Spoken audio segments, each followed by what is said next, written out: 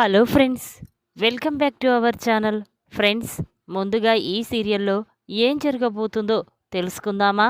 ఇక వీడియోలోకి వెళ్ళినట్లయితే ఆరాధ్య బర్త్డే పార్టీకి శ్రేయ, శ్రీకర్, రాజేశ్వరి, భరత్, ప్రణతిలు రావడంతో వాళ్ళని చూసిన పల్లవి ఒక్కసారి షాక్ అవుతుంది.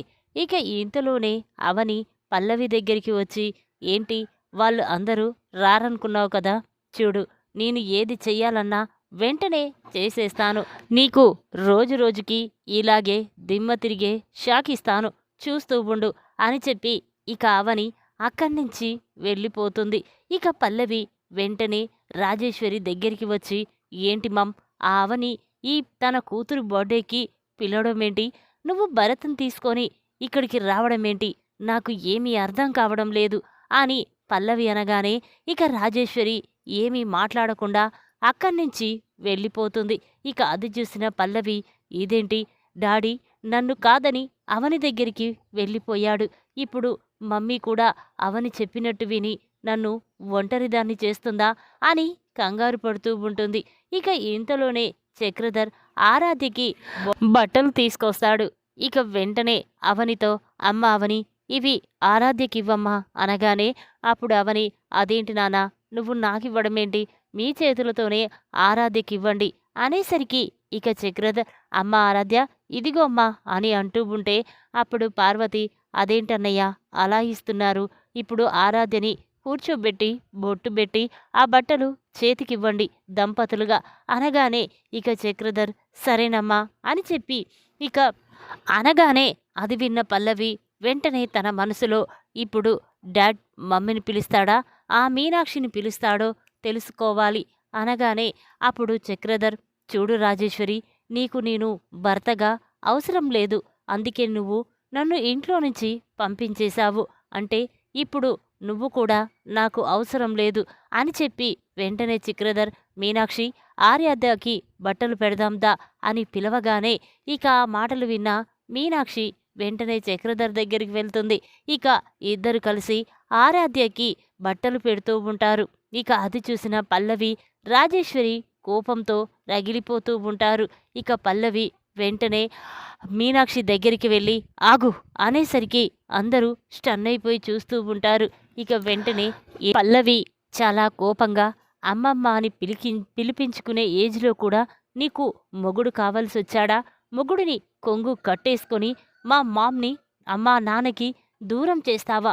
నువ్వు మాత్రం నీ మొగుడితో కలిసి చాలా సంతోషంగా ఉంటావా అని పల్లవి మీనాక్షిని అందరి ముందు అవమానిస్తూ ఉంటుంది. ఇక ఆ మాటలు విన్న మీనాక్షి చాలా బాధపడుతూ కన్నీళ్లు పెట్టుకుంటూ ఉంటుంది. అమ్మా ఏంటమ్మా ఏం మాట్లాడుతున్నావు? నేను నీకు తల్లిదండ్రులాన్ని, నువ్వు అలాగేనా మాట్లాడేది అనగానే అప్పుడు పల్లవి, ఏంటి నువ్వు నాకు తల్లి లాంటి దానివా? ఛీ, ఆ మాట వినాలన్నా కూడా అసహ్యంగా ఉంది. నీలాంటి క్యారెక్టర్ లేని మనిషిని నేను మా అమ్మగా కాదు కదా, మా ఇంట్లో ఒక పని మనిషిగా కూడా ఒప్పుకోను అని పల్లవి అంటూ ఉంటే అప్పుడు అవని, చూడు పల్లవి, మర్యాదగా మాట్లాడు, ఇది ఆరాధ్య పుట్టినరోజు, అందరూ ఇప్పుడు ఇక్కడికి వచ్చారు, వాళ్ళ ముందు నువ్వు గొడవ చెయ్యొద్దు అనగానే అప్పుడు పల్లవి, అవును నువ్వు గొడవ చెయ్యడానికే కదా మా అమ్మని అందరి ముందు అవమానించడం కోసమే మీనాక్షి మీ అమ్మ, అదే చక్రధర్ భార్య అని చెప్పడానికే కదా నువ్వు మా అమ్మని ఇక్కడికి రమ్మని చెప్పావు, అందుకే ఇక్కడికి వచ్చాక మా అమ్మని అందరి ముందు అవమానిస్తున్నావు, అది తెలియదా అని పల్లవి అంటూ ఉంటే అప్పుడు అవని, చూడు పల్లవి, నేను అవమానించాలని ఎప్పుడూ అనుకోలేదు, ఒకరోజు మా అమ్మని కూడా నువ్వు ఇలాగే అవమానించావు కదా, భర్త లేడు, అలాంటప్పుడు నీ భర్త ఎవరో తెలియదు, నువ్వు శ్రేయకి ఎలా బొట్టు పెట్టాలనుకుంటున్నావు అని అవమానించావు, అది గుర్తుకు రాలేదా? అయినా నేను మా పిన్నిని ఎందుకు అందరి ముందు బాధ పెట్టాలని చూస్తాను, ఇదంతా గొడవ చేస్తుంది నువ్వు, చూడు మర్యాదగా నువ్వు సైలెంట్గుంటే ఏంలే, లేకపోతే నా సంగతి తెలుసు కదా పిన్ని, పల్లవి నోరు ముయ్యమని నువ్వే చెప్పు అనేసరికి ఇక రాజేశ్వరి ఒక్కసారి స్టన్ అవుతుంది.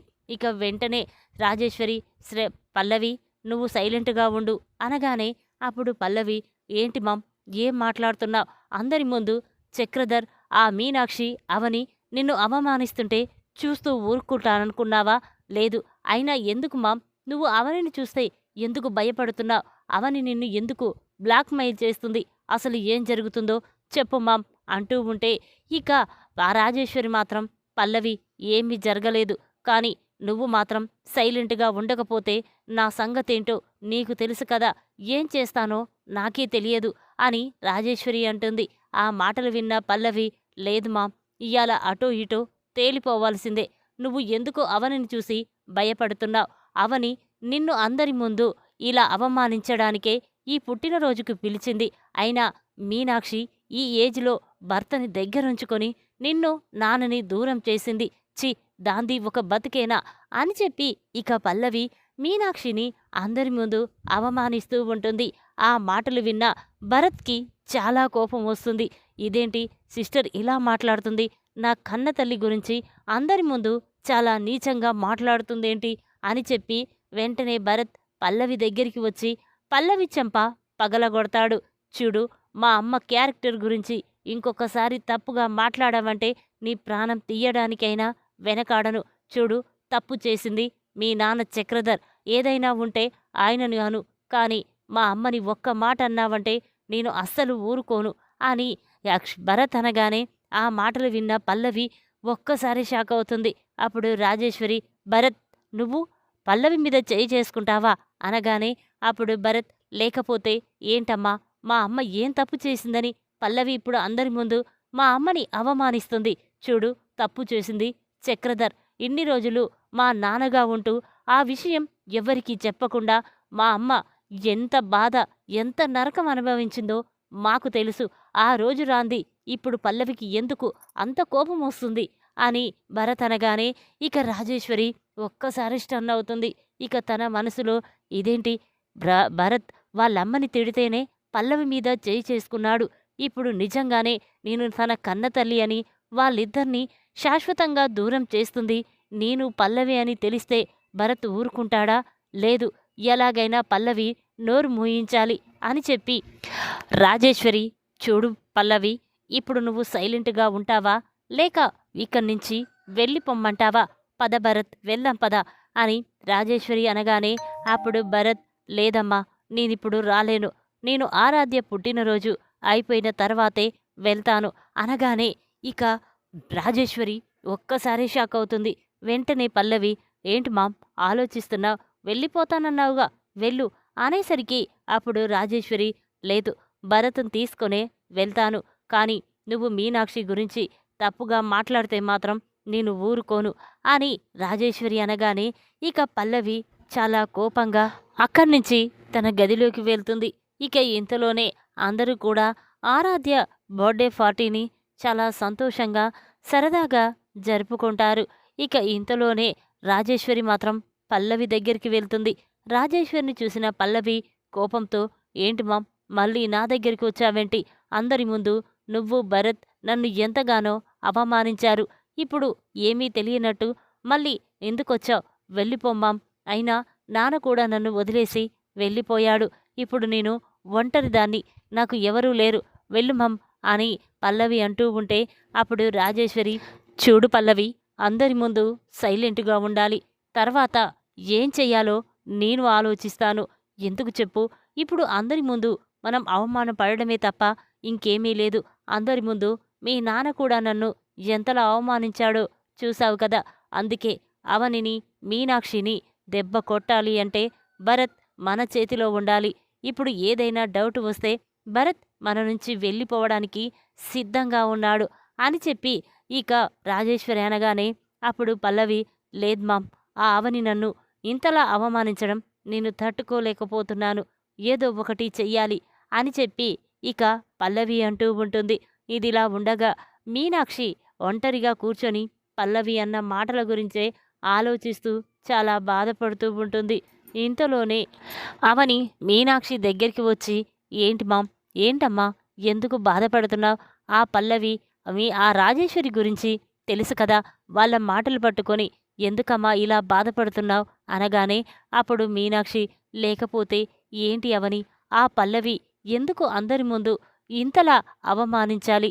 నేను కూడా తన కన్నళ్ళ తల్లి లాంటిదాన్నే అని చూడకున్నా నాకు గౌరవం ఇవ్వకున్నా నా వయసు కన్నా గౌరవం ఇచ్చి తను ఇలాంటి మాటలు మాట్లాడుకుంటే బాగుండేది అని ఆ మీనాక్షి అంటుంది. అప్పుడు పల్లవి, చూడమ్మా, పల్లవి నిన్ను అవమానించి అందరి ముందు బాధ పెట్టింది. అందుకే నేను ఆ రాజేశ్వరి పల్లవి నిజ స్వరూపాన్ని భరత్కు చూపించి ఇక భరత్ నీతోటే వచ్చేలా నేను చేస్తాను అని మీ భావని అనగానే ఆ మాటలు విన్న మీనాక్షి చాలా సంతోషపడుతుంది. అమ్మ, భరత్ నాతో వస్తే నేను ఏ కష్టాన్నైనా ఇలాగే మర్చిపోతాను అని మీనాక్షి అనగానే అప్పుడు అవని, చూడమ్మా, నీకు మాటిస్తున్నాను, ఇక్కడి నుంచి వెళ్ళేసరికి భరత్ నీ వెంటే వస్తాడు అని అక్కడి నుంచి వెళ్ళిపోతుంది. ఇక ఇంతలోనే రాజేశ్వరి పల్లవి ఒక చోట కూర్చొని మాట్లాడుకుంటూ ఉంటారు. అటుగా వెళ్తున్న అవని వాళ్ళను చూసి ఒక్కసారి స్టన్ అవుతుంది.